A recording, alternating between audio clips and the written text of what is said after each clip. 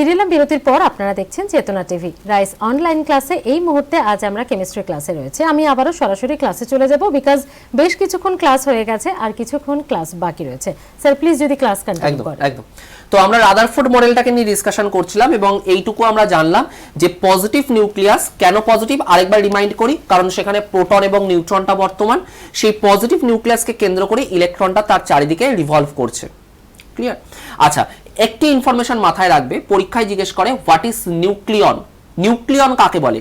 Nucleon বলা হয় এই প্রোটন এবং নিউট্রনকে। প্রোটন এবং নিউট্রন যেটাকে আমরা নিউক্লিয়াস বলছি, আলটিমেটলি তারই আরেকটি পরিচিত নাম হচ্ছে নিউক্লিয়ন। তাহলে দেখো পরীক্ষায় এখান থেকে কি কি কোশ্চেন আসে। নাম্বার 1 কোশ্চেন, তোমরা খাতায় জট ডাউন করো। রাদারফোর্ড মডেল থেকে তোমাকে কি কি কোশ্চেন জিজ্ঞেস করবে? আচ্ছা, এই যে আমরা অ্যাটমের নিউক্লিয়াসের কথা বললাম, এই যে অ্যাটমের নিউক্লিয়াসটার কথা বললাম, এই তথ্যটা তুমি আমার গোটা সেশনে কোন এক্সপেরিমেন্টের থ্রু দিয়ে পেলে? এই ভদ্রলোকের এক্সপেরিমেন্টের থ্রু দিয়ে, অর্থাৎ রাদারফোর্ড। তাই পরীক্ষায় যদি জিজ্ঞেস করা হয় who suggested about the nucleus of atom, একটা অ্যাটমের নিউক্লিয়াস সম্পর্কে কে সাজেস্ট করেছিলেন, তাহলে অবশ্যই ভদ্রলোকের নাম নিতে আমাদের কোনো দ্বিধা হবে না, that is Rutherford. At the first time, Rutherford suggested about this nucleus. By which experiment? Alpha scattering experiment, বা তার আরেকটি পোশাকি নাম আমি বললাম gold foil experiment.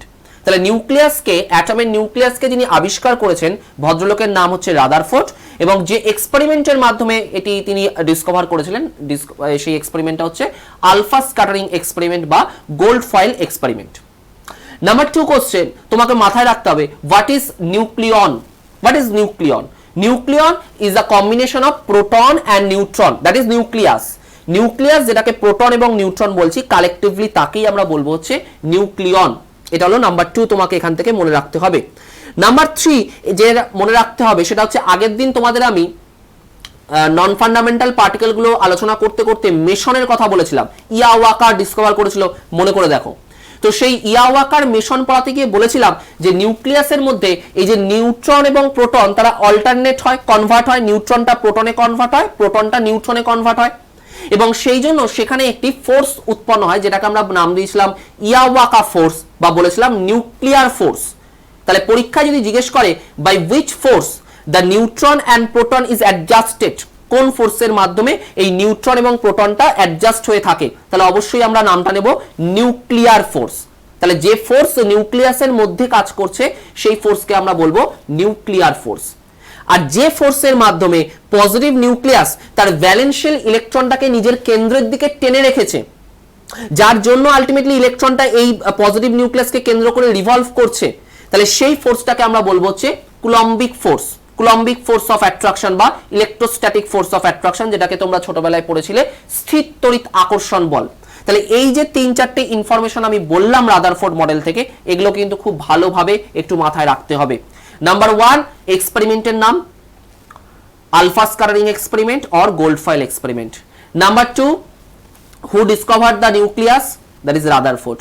Number 3 which force acts between proton and neutron, that means nucleus, that is called the nuclear force. And number 4 that is which force acts between the positive nucleus and the valential electron, that is called the Coulombic force or electrostatic force of attraction.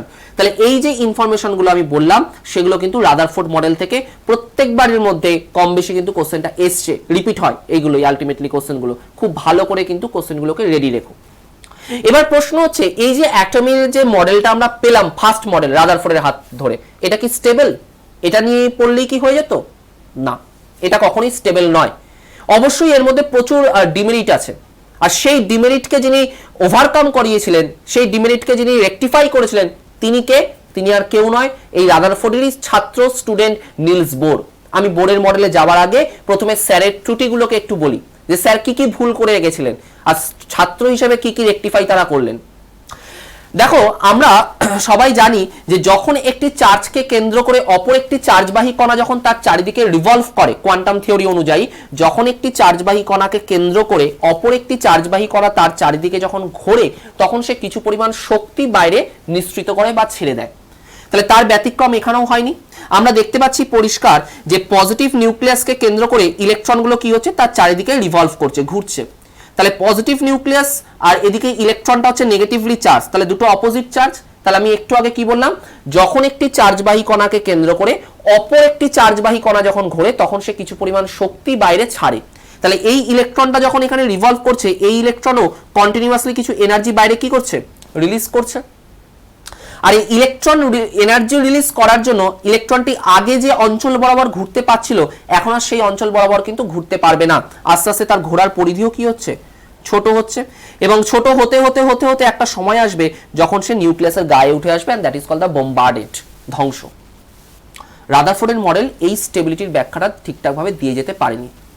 পরবর্তীকালে এই মডেলটাকে নিয়ে যিনি operation করলেন বা যিনি culture করলেন তিনি হচ্ছেন তারই স্টুডেন্ট নিলস বোর, এবং তার থেকে আমরা কিন্তু আলটিমেটলি স্টেবিলিটির গন্ধটা পেয়েছি, স্টেবিলিটির গল্পটা পেয়েছি, কারণ তিনি আমাদের ধারণা দিয়েছিলেন স্টেশনারি অরবিটের কথা। আচ্ছা, একটা জিনিস একটু চিন্তা ভাবনা করো তো, আমরা সবাই মোটামুটি ক্লাস 4, 5, 6-এ ভূগোল পড়েছি, এবং ভূগোলে আমরা সৌরমণ্ডল বা মহাকাশ জগৎটাকে নিয়ে একটু আলোচনা করেছি বা পড়েছি। আমরা সবাই কম বেশি জানি সূর্যকে কেন্দ্র করে গ্রহগুলো তার চারিদিকে ঘুরে ঘুরে বেড়াচ্ছে।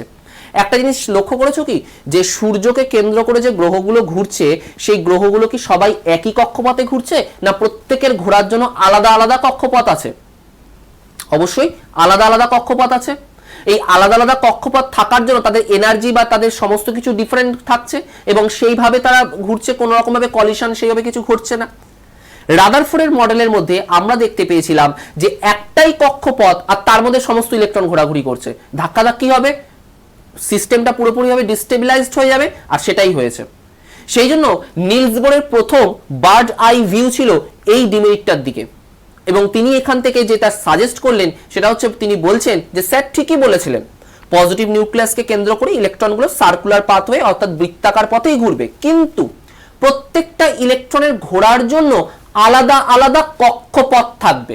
অরবিট কনসেপ্টটা তিনি এখান থেকে নিয়ে আসলেন, আর সেই তথ্য অনুসারে আমরা এখান থেকে রিপ্রেজেন্ট করলাম অ্যাটমের মডেলটাকে ঠিক এইভাবে। এই তিনি আলাদা আলাদা কক্ষপথগুলোকে ডিনোট করে গেলেন। তিনি বললেন এটা কে শেল, এটা এল শেল, এটা এম শেল, এবং এটা এন শেল, এইভাবে তিনি নামকরণ করলেন। তাহলে তিনি কি বললেন, the electron can revolve the nucleus in a circular pathway but in definite orbit. তাহলে এই যে আমি অরবিট কথা উচ্চারণ করলাম কার তথ্য অনুসারে, কোন মডেলের মাধ্যমে, এই নিলস বোরের মাধ্যমে। তাহলে যদি আমাকে পরীক্ষায় জিজ্ঞেস করে who suggested about the orbit concept, আমার বলতে কোনো দ্বিধা নেই, দ্যাট ইজ নিলস বোর। তিনি আরো বললেন the closer shell to the nucleus is the lower energy shell and the further is high energy shell. তার মানে নিউক্লিয়াসের কাছাকাছি যে শেলগুলো থাকবে সেটা হচ্ছে লোয়ার এনার্জি শেল, আর যত আমি নিউক্লিয়াস থেকে দূরে যাব আলটিমেটলি কি হবে, এনার্জি ভ্যালুটা বাড়বে। তিনি আরো বললেন when an electron goes to the lower energy shell to the higher energy shell, at that time it gains some amount of energy and vice versa. তার মানে যখন কোনো ইলেকট্রন লোয়ার এনার্জি শেল থেকে হায়ার এনার্জি শেলে যাবে তখন সে কিছু পরিমাণ energy গ্রহণ করবে। অবশ্যই আজকে ধরো আমরা 5 তলা একটা বিল্ডিং এর নিচে দাঁড়িয়ে আছি, তাহলে 5 তলা বিল্ডিং এর যখন নিচে দাঁড়িয়ে আছি, আমাকে যখন 5 তলা বিল্ডিং এর উপরে উঠতে হবে সিঁড়ি দিয়ে, তখন আমি কি করব, বিল্ডিং এর সামনে দাঁড়িয়ে একটু এনার্জি নিয়ে নেব। কেন? কারণ আমরা যে স্টেটে দাঁড়িয়ে আছি that is the lower energy state, আমরা কোথায় উঠছি, হায়ার এনার্জি স্টেটে। তাহলে অবশ্যই আমাকে কিছুটা এনার্জি নিয়ে তারপর উঠতে হবে, তো অর্ধেক রাস্তায় গিয়ে আর যেতে পারবো না, হাঁপিয়ে যাব। অ্যাটমের ক্ষেত্রেও এর কোনো ব্যতিক্রম নেই। কিন্তু মনে করে দেখো তুমি 5 তলা বিল্ডিং থেকে এবার তুমি নেমে আসছো নিচে, যখন তুমি নামবে তখন কি আর তুমি এনার্জি নিয়ে নামবে? ইচ্ছে করলে তুমি 2-3টে সিঁড়ি টপকে টপকে নামতে পারো, কারণ তুমি যখন হায়ার এনার্জি স্টেট থেকে লোয়ার এনার্জি স্টেটে ফিরে আসছো অ্যাট দ্যাট মোমেন্ট তুমি কিছু পরিমাণ এনার্জি রিলিজ করছো, যে এনার্জিটা গ্রহণ করে তুমি গেছিলে সেই এনার্জিটাই রিলিজ করে তুমি নিচে নেমে আসছো। তাহলে অ্যাটমের ক্ষেত্রে এর কোনো ব্যতিক্রম নয়। when an electron goes to the lower energy shell to higher energy shell, যখন সে লোয়ার থেকে হায়ারে যাচ্ছে ইন দ্যাট মোমেন্ট সে কিছু পরিমাণ এনার্জি গ্রহণ করছে, আর যখন সে কাম ব্যাক করছে হায়ার থেকে টু লোয়ারে তখন সে কিছু পরিমাণ এনার্জি রিলিজ করে আসছে যেটা সে গ্রহণ করে গেছিল সেই মোমেন্টে। বাট যখন সে পার্টিকুলার একটা শেলের মধ্যে থেকে রিভলভ করছে, সেটা কেটে ঘুরতে পারে, এলে ঘুরতে পারে, এম এ ঘুরতে পারে, এন এ ঘুরতে পারে, যে কোনো একটা শেলের মধ্যে থেকে রিভলভ করছে, in that moment it does not emit, does not gain any kind of energy. সেই মোমেন্টে দাঁড়িয়ে সে কিন্তু কোনো প্রকার এনার্জির আদান প্রদান কিচ্ছু করবে না। এই এতগুলো কথা তিনি স্যারের এই ভুলের রেসপেক্টে এতগুলো কথা বা পস্টুলেটস আমাদের দিয়েছেন। তোমাকে পরীক্ষায় কি কোশ্চেন দেবে? যদি আমরা আলটিমেটলি পিএসসি বা এসএসসি কে ফোকাস করি, তাহলে এর ভিতর থেকে আরো বেশ কিছু কোশ্চেন আছে, সেগুলো আমি আলোচনা করব, সেগুলোর থেকে তুমি পাবে। কিন্তু যদি ইউপিএসসি নিয়ে ভাবনা চিন্তা করো, সিডিএস পরীক্ষা, আইপিএস পরীক্ষা, আইএস পরীক্ষার দিকে যদি, ফরেস্ট পরীক্ষার দিকে যদি ফোকাস থাকে, তাহলে দেখবে পরীক্ষায় এরকম ধরনের কোশ্চেন আমরা পাই, which one of the following is correct about the postulates of Niels Bohr. এই যে আমি কথাগুলো একটু আগে বললাম, সেই কথাগুলো সব এ বি সি ডি করে দিয়ে দেবে, তোমাকে সেখান থেকে কারেক্ট কোনটা বা কারেক্ট নয় কোনটা চুজ করতে হবে। মানে তোমাকে মুখস্থ করতে বলছে না, বাট তোমাকে এই যে কথাগুলোর সাথে একটু পরিচয় করে রাখতে হবে যে কথাগুলো কি। পজিটিভ নিউক্লিয়াসের কাছাকাছি যে শেল সেটা লোয়ার এনার্জি শেল, যত দূরে যাব হায়ার এনার্জি শেল। যখন কোনো ইলেকট্রন কোনো একটা পার্টিকুলার সেলের মধ্যে রিভলভ করছে, সেই মোমেন্টে আলটিমেটলি কি হচ্ছে, কোনো প্রকার এনার্জির এমিট বা গেইন কিছু হচ্ছে না। আর কি আমরা পাচ্ছি, যখন সে কোনো প্রকার মানে ইলেকট্রন যখন লোয়ার এনার্জি শেল থেকে হায়ার এনার্জি শেলে যাচ্ছে, কিছু পরিমাণ এনার্জি নিয়ে যাচ্ছে, আর যখন সে হায়ার থেকে লোয়ারে নেমে আসছে, সে এনার্জিটাকে রিলিজ করে নেমে আসছে। তাহলে এই কথাগুলো আমি পেলাম নিলস বোরের তথ্য থেকে। এবার আমরা আসব যে এই যে তিনি বললেন যে প্রত্যেকটা শেলে আলাদা আলাদা করে ইলেকট্রন থাকবে এবং তারা রিভলভ করবে, কোন শেলে কটা করে ইলেকট্রন থাকবে সেটা আমরা বুঝবো কিভাবে বা জানবো কিভাবে? তার জন্য সেখান থেকে আমরা ছোট্ট একটা ফর্মুলা মনে রাখবো। সেই ফর্মুলাটাকে আমরা বলবো হচ্ছে 2n²। ছোটবেলাতেও আমরা করেছি, আজকেও একটুখানি আমরা জেনে রাখি। এই 2n² ফর্মুলার মাধ্যমে আমরা দেখব কোন শেলে কটা করে ম্যাক্সিমাম ইলেকট্রন অ্যাকোমোডেট হতে পারে বা থাকতে পারে। আমরা যদি কে শেলটাকে রিপ্রেজেন্ট করি, কে মানে আমরা এটাকে n ইকুয়ালস টু বলবো 1, l মানে n ইকুয়ালস টু বলবো 2, m মানে n ইকুয়ালস টু বলবো 3 অ্যান্ড n মানে n ইকুয়ালস টু বলবো হচ্ছে 4। কে মানে আমি বলছি n এর মান কত? 1। তাহলে ফর্মুলা তুমি কি জেনেছো? 2n²। তাহলে n এর মানটা এখানে কত দেখতে পাচ্ছি আমি? 1। তাহলে বসাই 2 ইন্টু 1 তার হোল স্কোয়ার, তাহলে অঙ্ক কষলে কি হয়? 2। তার মানে কে শেলে ম্যাক্সিমাম ইলেকট্রনের ক্যাপাসিটি হচ্ছে কত? 2। l মানে n এর মান কত দেখতে পাচ্ছ? 2। ফর্মুলা কি আছে? 2n²। তাহলে n এর জায়গায় বসাও 2 ইন্টু 2², 2 দুগুণ 4, 4 দুগুণ 8। তার মানে l শেলে ম্যাক্সিমাম ইলেকট্রন ক্যাপাসিটি কত? 8। m শেল n এর মান কত? 3, 2n²। তাহলে 2 ইন্টু 3 তার স্কোয়ার, 3 3কে 9, 9 দুগুণ কত? 18। তার মানে m এর টোটাল ম্যাক্সিমাম ইলেকট্রন ক্যাপাসিটি হচ্ছে কত? 18। সিমিলার ভাবে তোমরাও করো আমার সাথে সাথে। n হচ্ছে কত? n এর মান 4। তাহলে কত হচ্ছে? 2 ইন্টু 4 তার স্কোয়ার, তাহলে 4 4 16, 16 দুগুণ কত? 32। তার মানে n এর ম্যাক্সিমাম ইলেকট্রন ক্যাপাসিটি হচ্ছে কত? 32। তাহলে এইভাবে আমরা কিন্তু ক্যালকুলেট করতে পারলাম যে কোন শেলে ম্যাক্সিমাম কতগুলো ইলেকট্রন থাকতে পারে। এসএসসি পিএসসি এখান থেকে কোশ্চেন জিজ্ঞেস করে যে maximum electron capacity in M shell, খুব পরিচিত একটা কোশ্চেন, একটু প্রিভিয়াস ইয়ার সলভ করবে, দেখবে এই কোশ্চেনটা পেয়েছো অনেকবার। এম শেলের ম্যাক্সিমাম ইলেকট্রন ক্যাপাসিটি কত? তাহলে আমি দেখতেই পাচ্ছি 18। এন শেলের ম্যাক্সিমাম ইলেকট্রন ক্যাপাসিটি কত? আমি দেখতেই পাচ্ছি 32। তাহলে এইভাবে আলটিমেটলি তুমি যদি ক্যালকুলেশনগুলো করে রাখো, মুখস্থ করতে যেও না, কারণ খুব যে হিউজ ক্যালকুলেশন তা নয়। আমরা সবাই কম বেশি কমপ্লিট ফিল পড়তে গিয়ে এই সমস্ত ছোটখাটো ক্যালকুলেশন আমরা মাথায় রাখতেই পারি। মুখস্থ করতে গেলে হয়তো গুলিয়ে যেতে পারে, কে একটা এল এর উপর চেপে যেতে পারে, এল একটা এল এর উপর চেপে যেতে পারে। এমন তো কোনো জটিল ক্যালকুলেশন নয়, একটু চিন্তা ভাবনা করলে কিন্তু আলটিমেটলি ক্যালকুলেশনটা আমরা এক ঝলক দেখলেই আমরা মাথায় রাখতে পারি এবং সেই ক্যালকুলেশনটা করেই আমাদের অ্যান্সারটা করা পারফেক্ট হবে, তাহলে ভুল হওয়ার চান্সটা নেই। ওকে, আচ্ছা, আমরা একটু আগে যেমন বলেছিলাম যে আলটিমেটলি কি, যত আমরা নিউক্লিয়াস থেকে দূরের দিকে যাব এনার্জি ভ্যালুটা আস্তে আস্তে কি হচ্ছে? বাড়ছে। আর যত আলটিমেটলি আমরা নিউক্লিয়াসের কাছাকাছি থাকছি এনার্জি ভ্যালুটা কমছে। সেটারও একটা অ্যাপ্লিকেশন দেখি। আমার মুখের কথা কেন বিশ্বাস করবে? আমরা যখন সায়েন্স পড়ছি একটু সায়েন্টিফিক ভাবে ব্যাপারটাকে দেখি যে কিভাবে কথাটা আসছে, যে কেন স্যার বলছেন পজিটিভ নিউক্লিয়াসের কাছাকাছি শেলগুলোর এনার্জি ভ্যালু কম আর যত দূরে যাচ্ছি এনার্জি ভ্যালুটা বাড়ছে। আর কেনই বা আমি এটাও জানবো, মানে দেখবো যে আলটিমেটলি লোয়ার শেলে যে থাকছে তার ক্ষেত্রে যখন সে হায়ার শেলে যাচ্ছে তাকে এনার্জি গ্রহণ করতে হচ্ছে। কেন? এটা কি সত্যি কথা? একটু দেখে নি। দেখো আলটিমেটলি আমি ফার্স্ট বোর অরবিটের জন্য, ফার্স্ট বোর অরবিট কেন বলছি? ওই শেলগুলো যেহেতু আলটিমেটলি বোরের ক্রিয়েট করা, তাই আমি তার নামেই ডাকছি বোর অরবিট বলে। ফার্স্ট বোর অরবিটের ক্ষেত্রে আমি একটি এনার্জির এক্সপ্রেশন তোমাকে দিচ্ছি, সেটা হচ্ছে -13.6/n²। এই ফর্মুলাটার মধ্যে দিয়ে আমরা কিন্তু আলটিমেটলি ক্যালকুলেশনগুলো করতে পারি। এনার্জির ক্যালকুলেশন করার যে সূত্র তা হলো -13.6/n²।